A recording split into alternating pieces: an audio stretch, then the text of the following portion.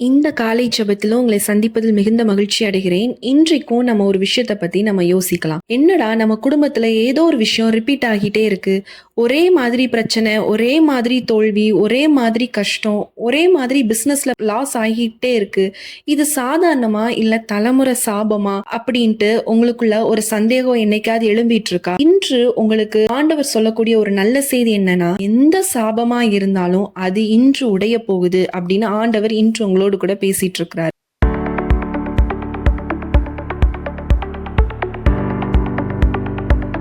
நம்ம வேதத்துல கூட ஒரு வசனம் வாசிக்கலாம். யாத்ராகமம் 20ஆம் அதிகாரம் 5ஆம் வசனத்துல சொல்லப்பட்டிருக்கு, பிதாக்களுடைய அக்கிரமங்களை பிள்ளைகளிடத்தில் 3ஆம் 4ஆம் தலைமுறை மட்டும் விசாரிக்கிறவராய் இருக்கிறேன் அப்படின்னு சொல்லி பாக்குறோம். நம்மளோட பேரண்ட்ஸ் தப்பு செஞ்சாங்கன்னா நம்மளுக்கு அடுத்த தலைமுறை வரைக்கும் அந்த தலைமுறையில சாபம் கண்டிப்பா இருக்குமா, அவ்வளவுதானா அப்படின்னு சொல்லி நீங்க யோசிச்சுட்டு இருக்கீங்க அப்படின்னா, அடுத்த வசனத்துல சொல்லப்பட்டிருக்கு, என்னிடத்தில் அன்பு கூர்ந்து என்னுடைய கற்பனைகளை கைக்கொள்கிறவர்களுக்கோ 1000 தலைமுறை மட்டும் கிருபை செய்கிறவராய் இருக்கிறேன் அப்படின்னு சொல்லி ஆண்டவர் சொல்றார். அப்போ உங்களோட தாய் தகப்பன்மாரோ தவறான வழிகள்ல நடந்திருக்கலாம், இல்ல வேசித்தனமான சில தவறான பாவங்கள் அவங்க செஞ்சிருக்கலாம். அதனால தவறான சம்பாத்தியத்தினால ஒரு சொத்து பொருள் இந்த மாதிரி சுகங்கள் பண்ணி வைத்திருக்கலாம். அதனால சில சாபங்கள் இருக்கும். பிறரை கஷ்டப்படுத்தி அபகரிச்சு அந்த மாதிரி அவங்க சம்பாதிச்சு பண்ணிக்கலாம். அப்ப அவங்களோட கண்ணீர்கள் எல்லாம் பிள்ளைகளுக்கு தான் சாபமா மாறும். அப்ப அதனால உங்களுடைய வாழ்க்கையில தொடர்ந்து, அதாவது ஒரு சைக்கிள் மாதிரின்னு வச்சுக்கோங்களேன், திரும்ப திரும்ப அதே பிரச்சனைகள் வந்துகிட்டே இருக்கு. என்ன பண்ணனே தெரியல அப்படின்னு நீங்க நினைச்சிட்டு இருக்கீங்க அப்படின்னா, ஆனா ஆண்டவர் சொல்றாரு, இந்த சாபம் தொடராது. எப்ப தொடராது அப்படின்னு பாருங்க, என்னிடத்தில் அன்பு கூர்ந்து என்னுடைய கற்பனைகளை கை கொள்கிறவர்களுக்கோ, அப்போ அவரிடத்துல இயேசு சுவாமியை அன்பு கூர்ந்து அவருடைய கற்பனை கட்டளைகளை நம்ம கை கொள்ளும் பொழுது என்ன ஆகும் அப்படின்னா, இந்த சாப கட்டு பிரேக் ஆகும் அப்படிங்கிறத நீங்க புரிஞ்சுக்கோங்க.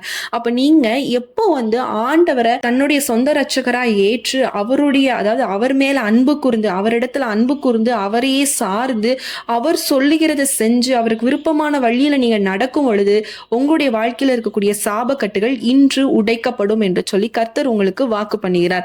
இதுல பாருங்க, சில குடும்பத்துல என்ன நடக்குது அப்படின்னா, ஒரே மாதிரி நோய் வரும். ஒரு ஜெனரேஷனுக்கும் வந்துகிட்டே இருக்கும். அம்மாக்கு இருக்கும், அப்புறம் அடுத்து பிள்ளைக்கு இருக்கும், அடுத்தடுத்து ஜெனரேஷனுக்கு வந்துகிட்டே இருக்கும். கடன் பிரச்சனைங்கிற மாதிரி கடன் பிரச்சனை வந்துட்டே இருக்கும். தரித்திரம், நீங்க சம்பாதிக்கிறது உங்களுடைய குடும்பத்துல இருக்கவே இருக்காது. ஒரு மாதிரி வற்றி போன அந்த பொத்தலான பை மாதிரி போய்கிட்டே இருக்கும். இந்த மாதிரி ஜெனரேஷனா வந்துகிட்டே இருக்கு. திருமணம் ஆயிடுவாங்க, ஆனால் திருமணத்துல டிவோர்ஸ் அப்படிங்கிற ஒரு விஷயம் நடக்கும். அதே மாதிரி டிவோர்ஸ் இருக்கும். சில பேருக்கு சரீரத்துல கூட சில பிரச்சனைகள் இருக்கும். உங்களோட பேரண்ட்டுக்கு என்ன பிரச்சனை இருக்கோ அதே மாதிரி உங்களுக்கு இருக்கும். அதே மாதிரி கண்டினியூஸா வந்துட்டே இருக்கும். ஏதோ ஒரு கெட்ட பழக்கம் அப்படி கண்டினியூஸா வந்துகிட்டே இருக்கும். இதுல பலர் சொல்லுவாங்க, நம்ம குடும்பம் இப்படிதான், நம்ம குடும்பத்தோட வழக்கம் அப்படியே அது அப்படியே தொடர்ந்து தான் வந்துட்டு இருக்கு அப்படின்னு சொல்லலாம். ஆனா இது ஒரு சைக்கிள். இது தொடர்ந்து ஜெனரேஷனா வரக்கூடிய ஒரு சாபத்தோட ஒரு சைக்கிள். இன்று ஆண்டவர் என்ன பண்ண போறாரு அப்படின்னா, உங்களை கொண்டு அதை பிரேக் பண்ண போறாரு. இன்று நான் அதை பிரேக் பண்ண போகிறேன் அப்படிங்கறத ஆண்டவர் உங்களுக்கு ஒரு ப்ராமிஸா அந்த வார்த்தையை கொடுக்கிறார். அதனால ஏன் அப்படின்னா, ஆண்டவர் என்ன பண்ணார் அப்படின்னா, கலாத்தியர் 3ஆம் அதிகாரம் 13ஆம் வசனத்துல சொல்லப்பட்டிருக்கு, அவர் நமக்காக சாபமானார். அப்போ அவர் நமக்காக சாபமான பொழுது அவருடைய ரத்தத்தினால கழுவப்பட்ட நமக்கு என்ன ஆகும் அப்படின்னா, இந்த ஜெனரேஷனான சாபக்கட்டு இன்று உடைக்கப்படும் அப்படின்னு சொல்லி ஆண்டவர் சொல்றார். அப்ப நீங்க ஆண்டவரை ஏற்றுக்கொண்டிருக்கீங்க, நான் ஆண்டவரை ஏற்றுக்கொண்டுட்டேன், ஆனா என்னுடைய குடும்பத்துல இந்த பிரச்சனைகள் இருந்துட்டே இருக்குன்னா, நீங்க இந்த வார்த்தையை சொல்லி ஜெபம் பண்ணுங்க. ஆண்டவரே, இன்று நான் ரட்சிக்கப்பட்டிருக்கேன், நான் உங்க ரத்தத்தினால கழுவப்பட்டிருக்கேன், நான் அபிஷேகப்பட்டிருக்கேன், என்னுடைய குடும்பத்துல ஏதாவது சாபக்கட்டு தொடர்ந்து வருதுன்னா இனி இது என்னுடைய குடும்பத்திற்கு தொடர்ந்து வரக்கூடாது. இயேசுவின் நாமத்தினால நான் உங்களுடைய அதிகாரத்தை கொண்டு நான் ஜெபிக்கிறேன் அப்படின்னு சொல்லி நீங்க ஜெபிக்கும் பொழுது என்ன ஆகும் அப்படின்னா, இந்த சாபக்கட்டுகள் முற்றிலுமாக அகற்றப்படும் அப்படிங்கறத ஆண்டவர் இன்று உங்களுக்கு சொல்லிட்டு இருக்கிறாரு. அப்போ நீங்க இன்று ஒரு தீர்மானம் எடுக்கணும். என்ன தீர்மானம் எடுக்கணும் அப்படின்னா, நான் இனிமேல் என் குடும்பத்துல உள்ள சாபக்கட்டை நான் அடுத்தடுத்த ஜெனரேஷனுக்கு கொண்டு போக மாட்டேன், நான் ஆசீர்வாதத்தை தொடங்கி வைக்க போறேன் அப்படின்னு நீங்க ஒரு தீர்மானம் எடுக்க போறீங்க. இந்த சாபக்கட்டை உடைச்சு இனிமேல் நான் ஜெனரேஷனுக்கு ஆசீர்வாதத்தை கொடுக்கக்கூடிய ஒரு ஜெனரேஷனுக்கு நான் ஒரு கருவியா நான் மாற போறேன் அப்படின்னு சொல்லி நீங்க இன்று ஜெபிக்க போறீங்க. நீங்க ஜெபிக்க உங்களுடைய ஹிஸ்டரி எப்படி வேணாலும் இருக்கலாம், உங்களுடைய தலைமுறை எப்படி வேணாலும் இருக்கலாம், ஆண்டவர் இன்று அந்த சாபத்தை உடைத்து என்ன பண்ண போறாரு அப்படின்னா ஜெயமாய் மாற்ற போறாரு. எல்லாரும் நம்ம கண்களை மூடி ஜெபிக்கலாம். ஏசு சுவாமி, அப்பா இன்று முடி நாங்க சந்நிதியில வருகிறோம் சுவாமி. அப்பா, என்னுடைய குடும்பத்துல இருந்து எல்லா தலைமுறை சாபமா இருந்தாலும் இயேசுவின் நாமத்தினால இன்று ஆண்டவரை உடைக்கிறேன் ராஜா. அப்பா, இதை பார்த்து கொண்டிருக்கிற ஒவ்வொருத்தருடைய குடும்பத்தில் ஆண்டவரே என்ன சாபக்கட்டுகள் இருந்தாலும் எல்லாம் உடைக்கப்படட்டும் ராஜா. உம்முடைய ரத்தத்தினால கழுவப்படட்டும் ராஜா.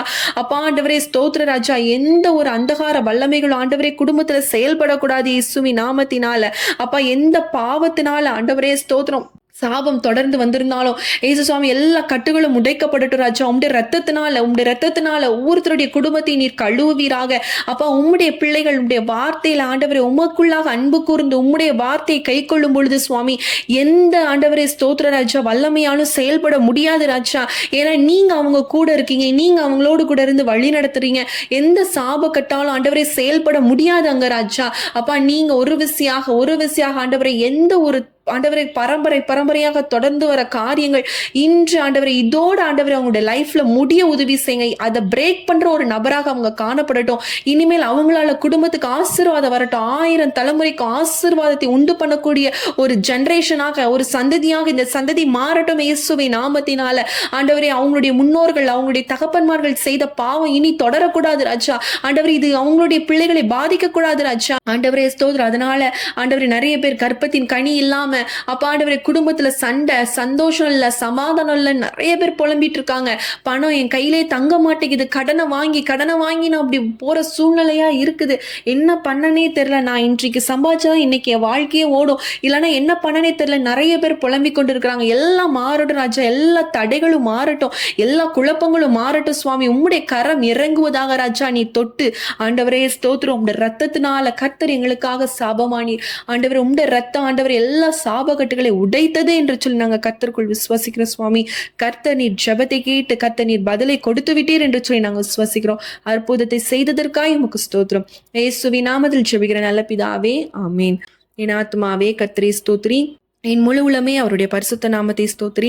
என் ஆத்மாவே கர்த்தரை ஸ்தோத்திரி, கர்த்தர் செய்த சகல உபகாரங்களையும் மறவாதே, ஆமேன். இன்று கூட நீங்க விசுவாசத்தோடு ஜெபிச்சிருக்கிறீங்க. கர்த்தர் நிச்சயமாய் இந்த ஒரு ஜெனரேஷனாக வரக்கூடிய எல்லா சாபக்கட்டுகளை கர்த்தர் உடைத்து உங்களுக்கு ஒரு ஆசீர்வாதம் கொடுப்பார். இந்த வீடியோ உங்களுக்கு ரொம்ப யூஸ்ஃபுல்லா இருந்திருக்கும் அப்படின்னு சொல்லி நான் கர்த்தருக்குள் விசுவாசிக்கிறேன். கர்த்தர் உங்களுடைய ஜெபத்தை கேட்டிருக்கார். இனிமேல் இந்த சாபக்கட்டு உங்களை தொடராது. தொடர்ந்து இதற்காக ஜெபிங்க. கர்த்தர் உங்களுடைய ஜெபத்தை கேட்டு பெரு அற்புதத்தை செய்வார். நீங்க அநேகருக்கு ஷேர் பண்ணுங்க. கர்த்தர் நிச்சயமாய் அவங்களுடைய சாபக்கட்டுகளை உடைப்பார்.